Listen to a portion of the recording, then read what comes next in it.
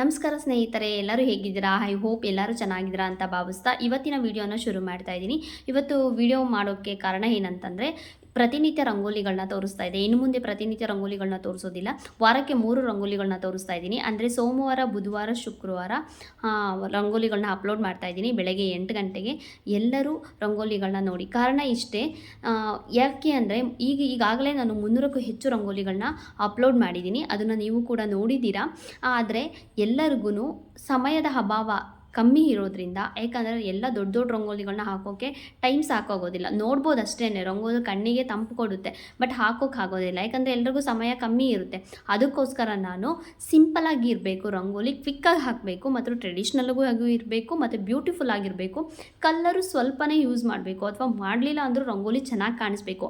ಅಂಥ ರಂಗೋಲಿಗಳನ್ನ ನಿಮ್ಮ ಮುಂದೆ ತರಬೇಕು ಅಂತ ಅಂದ್ಬಿಟ್ಟು ನಾನು ಇದನ್ನ ಹೇಳ್ತಾ ಇದ್ದೀನಿ. ಅದಕ್ಕೋಸ್ಕರ ವಾರಕ್ಕೆ 3 ರಂಗೋಲಿಗಳನ್ನ ತೋರಿಸ್ತಾ ಇದ್ದೀನಿ. ಈ ಮಾಹಿತಿ ನಿಮಗೆ ಇಷ್ಟವಾಗಿದ್ದರೆ ಒಂದು ಲೈಕ್ ಮಾಡಿ, ಮತ್ತು ಕಮೆಂಟ್ಸ್ ಮುಖಾಂತರ ನಿಮ್ಮ ಅಭಿಪ್ರಾಯನ ನನಗೆ ತಿಳಿಸಿ, ಮತ್ತು ಇನ್ನಷ್ಟು ವಿಡಿಯೋಗಳಿಗಾಗಿ ಸಬ್ಸ್ಕ್ರೈಬ್ ಮಾಡಿ ಮತ್ತು ಬೆಲ್ ಐಕನ್ನ ಒತ್ತಿ. ಧನ್ಯವಾದಗಳು.